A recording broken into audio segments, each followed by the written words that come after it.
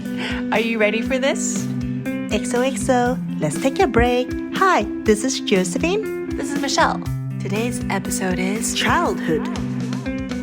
Hello. Welcome to the first episode of xoxo.letstakeabreak.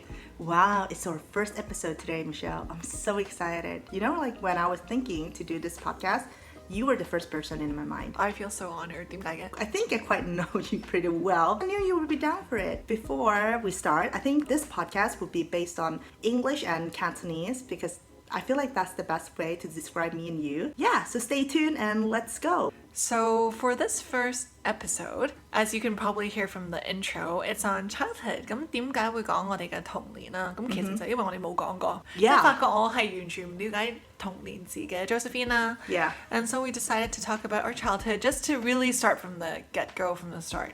Exactly. 重新認識你。Yeah, and I also think it's also 我覺得都係一個幾 interesting 嘅 topic about like talking about childhood because right now 因為我哋 like 都做人做咗好多幾多年啦。唔好講到好似咁老咁係啦。But still like and then you realize thinking back like your childhood is also like a very sweet and happy memory. Oh my, I had a happy childhood. So. Well, yeah, me too. Exactly. But I also think because 個地點嘅問題啦，即係我哋都係唔同嘅國家長大啦。Yeah. So it should be quite interesting. 即係我哋講下就覺得，咦原來係咁樣生活過咁樣。Exactly. So I think it's a lot of difference and similar.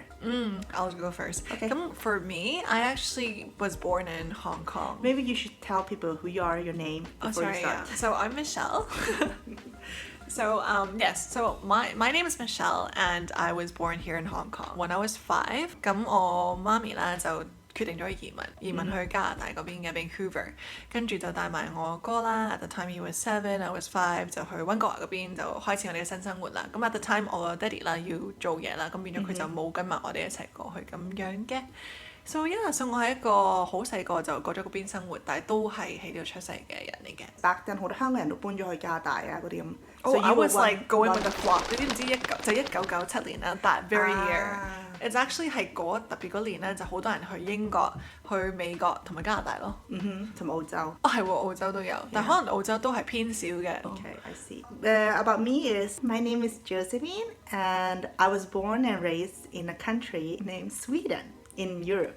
A lot of people get confused with Switzerland, 係咪 Exactly. 即係瑞典同瑞士。係I'm from 瑞典。With a Chinese family background, so that's why 我識講廣東話，都識咗講中文嘅。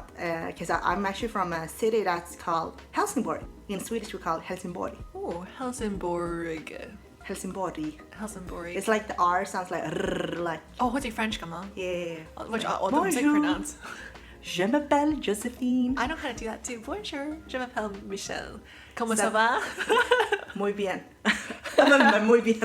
No. Muy bien Spanish. Oh my god. In my school life, before we choose our third language, we went for like classes like French, German, and Spanish. So I know like the basic of all these three. 跟住就撈亂晒。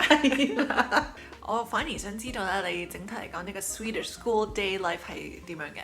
Wow, when you just asked me about school day life. Take a rewind, like a break. Yeah, 真係要啊 because it was a pretty long time ago. But I remember 細個開始讀書嘅時候，最細咧就通常可能 like from 8 to 1 o'clock. But then when you become older, 咁就會 include an extra hour, so till 2 點. So you always end school at 2. The ideal is 7 o'clock, like 7點起身啦 wake up at 7. 食早餐啊，洗米嗰啲嘢。Yeah, but that never happened because I always wake up at like 7:30 and I'll rush. So within 50 minutes I had 食唔到早餐咯？食唔到嘅 so I'd never eat breakfast. 咁咪好肚餓咯，我唔得嘅。No, like this is also the thing my mom is so mad at us, like even till today. I don't like to eat breakfast. It's the same for me and my sister and my brother. And my mom thinks it's so unhealthy. But the thing is like, maybe because in Sweden, God's society made us pretty independent at a very young age. So 其實我係自己起身啦，揾衫着咩衫啦，即係自己擦洗面啊，自己踩單車返學啊。擦洗面梗係自己嚟啦，咩仲要人幫你？唔係啩？我唔知，我見有時你喺香港有啲你啲姐姐咁樣幫啲小朋友擦洗面㗎嘛。即係皇后㗎。Exactly, I don't know, like 即係我聽翻嚟，but 即係我哋係會自己做咯。Of course，如果我遲咗起身咧，咩可能要叫我爹哋起身 ，like oh daddy can you drive me to school？ 即係嗰啲，咁我爹哋都會嘅。But normally we should 自己踩單車。咁通常有時約啲 friend 嘅，即係因為我哋住呢排 same neighborhood 啦，即係有個朋友咁我哋約你踩到我係7:45咁踩到我屋企，咁我哋一齊踩單車翻學嘅，即係會約埋啲朋友咁一齊踩單車。我覺得幾好玩喎。係啊，咁就同埋一齊踩單車放學咯，翻屋企。我係讀一間比較non-traditional Swedish school 添嘅。所以我嘅學習方式咧 is 我哋8點至9點咧係坐喺地下嘅，就好似而家我哋咁樣坐住個枕頭啊。我哋呢個 set 好簡單。No, it's actually that's what I did. This is 點解我會突然間唔係攞個枕頭嚟坐下 ？Because 我係翻學，我哋有個自己屋企攞個枕頭去翻學啦。然後咧，你每個人咧係坐個枕頭上邊嘅，然後咧圍圈。It's like in a circle. Her meditate. No, not meditating. But we were talk about. 我唔知老師講啲咩 I don't remember. But they would share a lot of things. 譬如 news. They share like daily news. 讀好多新聞報導嘅 because we need to know what's going on around the world. 哇！咁細個就已經預識啲咁嘅嘢。即係我哋會傾咯，會 share。即係老師會講啦，睇我老師會問啲問題，然後我哋要發表咯。咁你有冇試過發表啊？Oh, I was so shy. 我都 imagine 你唔得。我係唔會夠膽發表啊 I was always the quietest one in the class. 我咪即係講話 I speak Cantonese at home and then Swedish at school. But then 雖然同啲朋友講瑞典文 but I was still very like I didn't felt like very confident in a way. But you're so confident now. 即係你不嬲都係好有。我都唔係㗎，我都好怕醜。唔係咯，即係我覺得你人大咗就會越嚟有變化嘅。Yeah, but the real me 其實我唔係一個好中意 social 嘅一個人。Yeah, I know. In my mind, 你同我嘅歌咧 is like parallel， 即係你係女版，佢係男版。I know, but remember 我同你哥傾偈嗰時咧 ，we are the same. We both are introverted, and you were so shocked about it. I know, but I'm just thinking， 即係其實你同佢係雞啄唔斷啦，係要我出到話我哋錄 podcast 啊，我哋可唔可以 stop it？ I know， 先至可以停咯。即係我哋兩個好中意吹水嘛。係咯，咁你哋有冇 recess 㗎 ？Recess？ 即係 in between 你個 day 有個 break。Oh, break, yeah, of course 好多啊！我哋係等先8點至9點嗰啲啦，然後我諗9點半做 recess 㗎啦。嚇！你8點至9點係即係坐喺度啊嘛，係咯。咁你坐得攰㗎嘛？你唔係，但係你得半個鐘頭，你半個鐘唔知做咩嘅 ，and then 之後9點半就 break， 唔知好似9點至9點啊，可能9點至9點半 break，half an hour。即係 basically your actual classes don't start until 9點半打後咯，你咁樣聽。咁都幾好喎！即係一開始就坐，咁你又唔分享㗎啦，咁你就坐到9點半。咁都要分享㗎，因為佢係 one after 都逼住你要分享㗎。你都唔會主動講，但係都會 point 住。係啦，一定要講。然後一間 basic 嗰啲咩 math 啊、Swedish 啊，我記得I remember my first time I started to read Swedish。like 因為我哋係 sitting in a circle， 即係一個嗰啲 novels 啦，嗰啲 Swedish novels，咁我哋要讀啦，即係 read out loud。It was so difficult because I never learned how to read. Oh really? Yeah, I didn't learn how to read until 我7歲。我知 ABCD 啊，but I was just like I don't get it like when it's connected to each other。咁 because of that， 咁佢見到你嘅程度，咁佢會俾啲簡單啲嘅書你開始咯。Because they gave me a very difficult book。咁然後咁我由簡單開始，咁慢慢讀翻，咁然後開始學寫字咯。咁我哋做寫好多即係叫咩嗰啲即係連住一係嗰啲 what is called。突然之間 brain blank 咗添。嚟到 yeah you know when you like 我知啊，我知瑞典文叫咩名？我知道，但係突然之間你啱 through it 入面。瑞典文叫 skrivstil。我唔知英文叫咩突然間，我中文又唔知。Like you know this is the problem with me. Sometimes I just know the word in Swedish, but I don't know what it's called in English and Chinese. Skrivstil。即係嗰啲字啦，呢個字好搞笑。唔係我知你講乜嘢，我應該都知道，因為我教英文嘅。但係突然之間你問到我，突然之間記唔到 I can't link it to my head。有幾次。Like when you write， 我知你講咩。When you're cursive。Oh yeah, cursive。In my math, I was top-notch best in class. Oh, because 你都 Asian， 其實都有少少 genetics 嘅。No, because I started to learn math at 5 because my dad would teach me before I started school。即係咪1加1等於幾多啊？2加1等於幾多啊？3加1。跟住乘數表就已經學識。我7歲先開始讀書啫嘛，like 6歲嗰時係 kindergarten，like preschool，嗰啲係冇功課冇嘢讀嘅，即係 pure 玩。因為我童年咧，我都有跟嗰啲Asian 啲補習社學數啦。It's really interesting。我哋冇補習社嘅。嚇 ？We don't have 補習社。哦，但係I guess 呢度嗰邊可能跟翻香港啲文化都有啲補習社啦。因為我記得咧，佢教我哋數咧係教我哋唱歌咯。乜唱歌but咧佢會7、2、14啊，7、3、21啊，即係7、4、28啦，即係會好似有啲 rhythm 咁樣去數咯。Yeah， 我都係啊，嗰個係我爹哋媽咪教嘅。係因為你廣東話先有個 rhythm 㗎嘛。Like 你英文做唔翻啦，即係7、2、14、3、21。Oh, talking about 計數嘅時候。I would think Cantonese。因為你學數係主要都係由廣東由中文話開始學係啦，廣東話開始講。數學就 best in class 啦 ，Swedish 就 lowest in class。咩 not lowest 咁？邊個佔到你低？咁啊大把人，I think 係中間啦。咁你間學校係咪都有好多唔同嘅人㗎？即係 Asian 啊嗰啲嘢。No, I was the only Chinese kids. Asian 可能有 two Vietnamese. In your class? 冇 ，in my class 得我一個 Asian 嘅。But how big was your school then? 300-400人。一個 Chinese girl in your grade。係啊。哇，都幾誇張喎。Yeah。咁你咪會覺得自己係一個 not even minority，即係會覺得哇自己一個人。Yeah。係啊。你唔會覺得奇怪嘅咩 ？As a kid，即係我 imagine 唔到，即係咦全部人都唔同你一樣樣啊，都會 wonder 㗎嘛？你唔會嘅咩 ？No, because I was born there。咁我不嬲都冇咩 Chinese around me, so I never thought about it。咁你 recess 除咗你話9點至9點半嗰度啦you know 11點食 lunch 啊。哇，你都幾 chill 啊真係。11點11點有1個鐘頭 lunch 嘅，11點至12點 lunch time。我哋要排隊，要由矮，唔係你個 last based on 你嘅 last name 開始嘅。咁我係 C 嘛，我 John，咁 C 咁我都排幾前嘅。咁我好 lucky，哇！咁我咪排到死，因為我係 S 啊嘛。係啊，你排後邊嘅。排最尾。Yeah，because it's by last name。咁然後我哋會排隊啦，咁就要排限去飯堂咯。咁入邊有飯堂。食完嘢之後過多1-2個鐘頭就放學㗎咯喎。一日正式嚟講係食完飯玩完一陣12點，然後上多1個鐘頭，咁就放學咯。But since I was still very young，我得7歲嗰時候，即係7、8、9歲我都要去 after school 咯。咁學啲咩㗎？唔係嗰個係嗰個 after school 又係玩嘅。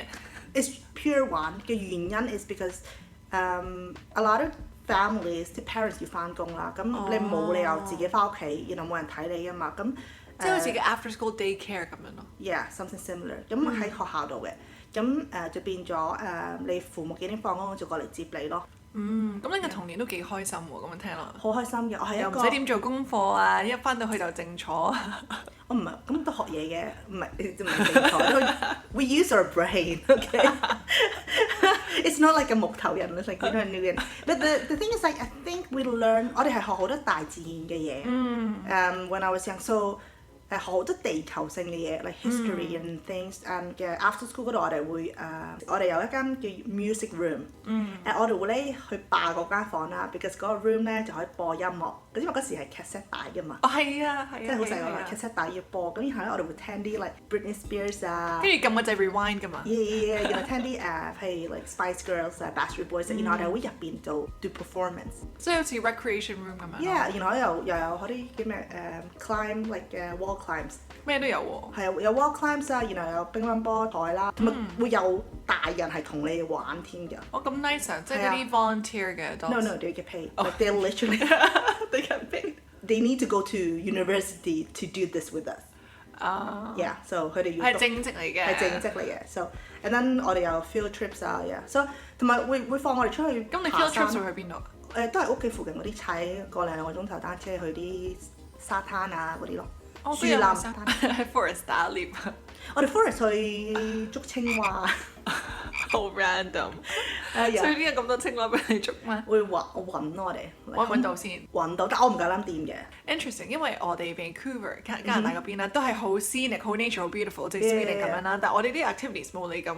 你哋讀書係點啊？我哋讀書，我哋都好 chill 嘅，但係冇你咁 chill。因為我點解咁講咧？咁我哋就一開始都係8點開始啦，就係 off the bat 就已經要開始上數學啊、上英文啊，跟住之後我哋都有 French once a week 嘅，好似 every Wednesday or something。7歲已經學 French。8、9歲開始學 French。咁即係同差唔多我開年係咯。跟住我哋嘅 recess 咧 is actually quite nice， 其實我哋都有啲 playground， 好大型嘅 playground 啦，咁就會同啲同學出去玩咯。At least for 15 or 30 minutes， 我唔記得咗啦。差唔多啦。係啦，跟住我哋嗰陣時仲有分 indoor、outdoor shoes 嘅，即係全世界都喺度 queue up， 就着翻 outdoor shoes 出去 playground 度玩啊，玩完之後再翻去地度讀書咁樣咯。跟住 I feel like overall 都唔係太多功課嘅，咁 obviously 可能 compared to 香港就當係冇功課啦，因為其實啲功課都好輕鬆嗰啲嘅。但你7歲都又要有做功課嘅。好簡單嗰啲咯，即係例如即係可能 let's say you're supposed to read a passage, read like one paragraph. How did they know you read Because it? you talk about it the next day. 即係你會知道你會唔會咁，當然你可以選擇唔讀啦，但係你 obviously to engage in a conversation，其實就會咯。跟住講開，我好中意咧，即係外國嗰啲教育咧，就係 field trips 啦。其實我哋都會做好唔同嘅嘢啦，同埋我哋有啲叫做PE class 啊。Yeah, we had that too. 即係有陣時啲老師會教我哋去坐啲 school bus 啦，去做啲 bowling 啊、curling 啊。你知唔知 curling 係咩啊？ No. 冰棍球啊！攞冰棍球係咪咧？即係攞住個好似 mop 係咁掃地啦，跟住。Oh no， 我冇玩嗰個，我玩 floor hockey。我哋都有，我哋ice hockey， 我哋係加拿大係 known for hockey 㗎嘛，咁我哋就係咩 ？Yeah， 你知唔知 Sweden 同 Canada 成日都對打㗎？呢個我就唔知。Sweden 係 3 crowns 嘛，你哋係唔知咩出你嗰藍色嗰間嗰個叫咩 ？Canucks 係 Connects， 我哋係the 3 crowns 嘛。哦，完全唔知，因為我 vividly remember 其實好多唔同嘅嘢，即係好似我哋加拿大有個 Nature's Reserve 咁樣啦，咁去睇貓頭鷹、睇鷹，即係呢啲會比較特別啲咯。嗰啲係一年會做，但係你唔知2、3次要做呢啲。係我都有。跟住就消防局㗎，教你點救嗰啲係消防局啊、警局啊，教你點 protect yourself 啊，然後教你點走火警啊。我講緊走火警啦，因為加拿大都會 preempt 地震嗰啲嘢啦。會地震嘅你？唔係經常啦，即係 not frequent thing， 但係其實佢都會覺得總有一日會有個大地震啦。咁變咗其實都幾 depressing in a way，因為我哋好細個就7、8、9歲嗰啲啦，就已經有個 earthquake kit 嘅。咁裏邊係要自己即係裝啲乜嘢啦，就要有一個 earthquake 要用嘅 portable blanket 啦，係要取暖嘅，要全世界都要攞住一個 family portrait。Family portrait？ 因為即係諗下世界末日，你困喺裏邊，你可能最想就見到你 family 嘅 portrait。That's why I'm saying it's depressing， 即係佢會全世界都要攞一個 family portrait 咯。Oh my god, that's really sad。係咪好 sad 啊？係啊。好驚會發生咯，跟住教你如果地震你要捐喺台度會點咁樣咯，就擺喺學校嗰邊啦。In case 即係有啲咩發生咧，我哋就可以望住即係爹哋媽咪啊屋企人咁樣拜拜咁樣咯。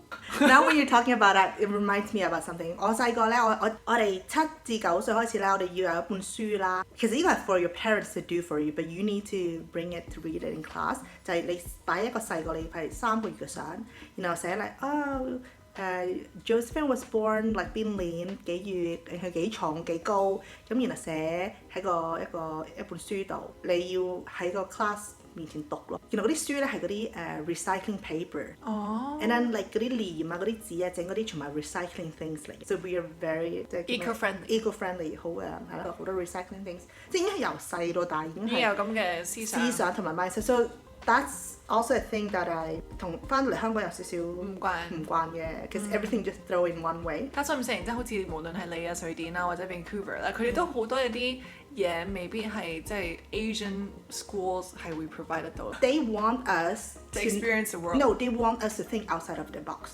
所以其實我由細到大咧，我嘅思維咧都永遠都係 different， 好獨特。係啦，即係我自己都覺得嘅，即係我同啲其他啲人行嘅路啊，做啲嘢咧，個路線好唔同嘅。Imagine 我媽咪嗰時都有 question mark 嘅，佢話 Why are you guys sitting on the floor？ 你帶個枕頭翻學校，你唔係應該坐喺個凳度喺個台度讀書嘅咩 ？Like you know？ 係啊 ，fast forward to today， 你都係坐咗喺度錄緊 podcast with me on a pillow。To be fair, I think it does help me because you saw things faster, and you never like follow like 人哋個 standard pattern 咗。其實我係諗嘅係 like 你都 feel outside the box， 我都成日都 like 即係有時啲人話嚇你好似 like 你唔係諗一個 straight line 嘅。我都覺得係，但係我都覺得我哋啲 upbringing 咧會令到我哋都會偏向 creative 咯。咁不如你講下你同你細佬妹有啲咩interesting 嘅一個童年回憶啊？when you go in childhood. There's so much. Me and my sister and my brother, because 我哋個 age gap is very close. It's just 3 years and 5 years. So when we were young， 第一我好中意搞我細佬嘅，欺負佢。Yeah， 其實 this thought he was so funny. But 我細佬係一個皇帝嚟㗎，我哋細個喺屋企 ，like he was like the king of the house。佢細個嗰時係好 bossy 嘅。You know, like this is actually funny things is。It came from a 5 years little kid. When someone asked my brother, 你係咩人啊？佢皇帝。No, you know what my brother would say? My mom remembers very like my mom always like yeah. 因為佢咁講，我係瑞典人，不過流住嘅係中國人嘅血。Oh wow，好搞笑！一個5歲嘅小朋友識講呢樣嘢。Oh wow， 係咪屋企聽過？係咪你㗎 No, my mom was so shocked. She's like, where did he learn this from? 我係瑞典人，但係流住中國人嘅血。My mom was like, and then my mom was like, that's correct. That is correct. Oh yeah. 我哋因為我同我細佬妹，我哋係好中意爬樹嘅。你有冇玩嗰啲嘅同啲朋友？即係爬喺個樹上邊咧，然後咧當嗰個樹係你間屋嚟啊。冇啊。然後你間房 imagine 嗱個樹上邊咧嗱。我知你講咩，但係通常啲人係會係 tree house 㗎嘛，就唔係咁爬喺上樹嗰度。冇 tree house 咁 fancy 嘅，真係普通樹，即係爬上去。咁咪好危險咯。又唔係啊，咁你都幾輕㗎嘛？你7歲、7、8、9歲，我哋好 creative 嘅。然後一間會喺我屋企啦，係有個between 啲樓梯啦，咁下邊有一個 gap 㗎嘛。And that gap is 我同我細佬妹嘅secret room。Oh wow！ 我哋病入去咧，然後嗰入邊咧係有燈啦，然後有好似 Harry Potter 咁咯。係啦，好似騎木馬，有個木馬仔啦，然後有啲書啦，然後有啲枕頭啦，咁我哋喺入邊好似一個基地咁樣。係有基地，又唔知傾啲咩神秘人物啦。我哋嗰啲就比較 normal 嘅，我哋嗰啲捉青蛙、擒樹嗰啲咧。咁我同我 brother 啦，同我哋啲鄰居啦，都中意 rollerblading 嘅，好玩。我哋都有啊。係啊。但嗰啲我哋 rollerblade 翻學咯。我哋唔係用嚟即係 commute 嘅，純粹喺門口嗰度玩。都有咯。都幾 happy 嘅，真係幾快樂嘅，因為我哋係 rollerblading，咁我哋就身水身汗啦，咁我哋有個 garage 嘅，咁我好記得啦，我媽咪就會擺咗個好多 freezies 即係個名叫 freezies 啦，就係嗰啲 ice lollies，即係有 blueberry 嘅 flavour啊，即係唔同嘅 raspberry flavour 啊，跟住就食冰條咯，即係身水身汗就食冰條。但係呢個夏天先做㗎，spring summer。係啦 spring summer 咯。跟住之後好中意睇電視咯，嗰陣時候已經好中意睇電視，雖然我依家都好中意呢啲即係 Pokemon 啊、Sailor Moon 啊，我哋都會睇好多 Disney movies 咁樣嘅，即係。Sailor Moon 我都有睇啊，但係我係睇 Swedish version 咯，佢首歌啊、主題曲咁咩都講晒瑞典文嘅。Well that's so interesting，可能到時你揾咗俾我聽下。唔係你可以擺上 podcast，我會揾俾你嘅。係，我係 insert 喺裏邊，大家可以聽下。咁其實你會唔會諗住將來有小朋友㗎？我都會想㗎。係咪都係3個？ Yeah, to be honest，因為我知好多人 maybe just 1個1-2個小朋友㗎嘛。I'm actually really happy that my mom had 3，即係唔會咁 lonely 咯。You always know you have someone with you all the time。細個一齊 grow up 咧，一齊長大咧，有大家嘅陪伴咧 ，I think it's 好多 shared memories。我好多 childhood，即係譬如我同我細佬妹 did everything together，即係旅行啊，去study abroad 啊。我同我哥都係嘅，因為我哋年紀差2年啊。Like we did everything together。Exactly。We're like super close， 一齊經歷同一樣嘢咯，即係血緣關係。係啦。Something that you cannot change, even if you wanted to. Yeah， 好多包容喺度咯。True。即係你點講，你同你阿哥可能如果鬧交啊，or arguments，but 你都要知道要去 solve 咗。Exactly. I know not everyone is like super close with their family. It's because the way everyone's were brought up is very differently. 同埋可能 the way how parents show their loves is different too. Yeah. Since we are from a like Chinese family background，即係可能好多啲 family 啲 parents maybe don't know how to communicate with their kids because somehow, to be honest, the world has changed a lot past 30 years. To be fair, like, and our parents were in the 60s. I'm sure, like the 50s, 60s generations. And 嗰陣時佢哋嘅 childhood might not be as good. That generation was more like 辛苦啊，like maybe you don't have as much money and stuff, so they couldn't experience 嗰啲嘢。聽你講，即係你個 parents 啊，同埋我個 family 都係好 put the effort to get to know us, not just as our kids but as people。即係我媽咪係花好多時間同我哋有啲 bonding time 啊，一齊睇戲啊，我哋有啲咩搞笑學校啲嘢會想一齊分享啊，即係會多咗啲咁嘅嘢先至 build 呢個 bond 咯。Oh yeah, talking about when you just said like 你媽咪好中意同你分享啦，like what I did a lot with my mom was 其實係睇 TVB 啦，so that's why 我中文學到咁好啦。就係同佢一齊睇啊嘛，睇好多 TVB 劇集啦 ，because my mom 好中意睇啦，and also 我哋會睇即係所有節目啦，即係獎門人啊，即係勁歌金曲啊，咁然後我媽咪好中意，我爹哋媽咪好中意唱 KTV 嘅，我媽咪就叫我哋用唱歌去認字咯。咁你唱歌你聽到個 melody 咧，咁你咪聽到佢會讀咗嗰個字嘅點唱嘅，咁你咪會學快啲咯。頭先問你想生3個啦。咁我好 interesting， 因為我同我哥得2個啦，咁我哋想生2個嘅。I feel like your upbringing influences your decision， 即係我會覺得it worked well for us， 咁我都想咁樣做。And also 可能 I wish my parents did more in certain things， 咁我咪會做翻俾我小朋友。都係嘅，即係你會吸取啲好嘅，你先繼續做。然後有啲可能唔好嘅 how you can change it to make your kids stand in。係咯，希望我哋都可以做到啦。I hope so。Because I mean like 講就容易啦，但係始終你做個 parent it's not easy。To wrap this up， 我覺得我哋2個都有個好好嘅 childhood 啦。咁 I also feel that 因為我哋好多啲地方 upbringing 啊，或者我哋個 bond with other siblings 或者 parents 又好啦，都好似啊。咁我哋都咁 close 嘅 friendship， 我都覺得有原因嘅，即係我哋好多啲 values is similar。係啊。Because I think that's very important to find a similar value of friend 又好 other half 又好。Because communication is important, same value is also important, and don't take the small things to make a big deal of it. So anyways, this is our first podcast. 我覺得好成功啦。I feel like 我哋都講咗好多我哋個 childhood 嗰啲趣事啦 and then we got to kind of know each other better. True. 咁我希望我哋個 goal for this whole 即係 series 或者我哋個將來個 podcast 都好啦，就係我哋真係可以 get to know each other， 即係 you and I better。And also, I forgot to mention that this podcast, first season, we name it as like getting personal, like us upbringing or sharing about more of our personal stories. Yeah, and I hope you two get to know us better and also maybe feel a lot of related things and hopefully build a bigger community. 即係好似朋友咁樣咯，你會聽到我哋嘅 story and we wish to hear your story as well. And you can do that by following us on xoxo.letstakeabreak on Instagram and YouTube as well. And then you can comment on our post. Share your funny stories. Exactly. Because me and Michelle, we will also put a lot of like reels or like videos. Maybe share a little bit of our 細個嘅樣啊，因為我哋啲細個做過啲咩啊。It's also for you guys to get like connected with us. And I'm also looking forward to get to know more people too. 咁我哋下個禮拜再見啦。即係每個 weekly 都會 Tuesday post 咯。Yeah, so stay tuned to that and we will see you guys next week then. Ciao! XOXO.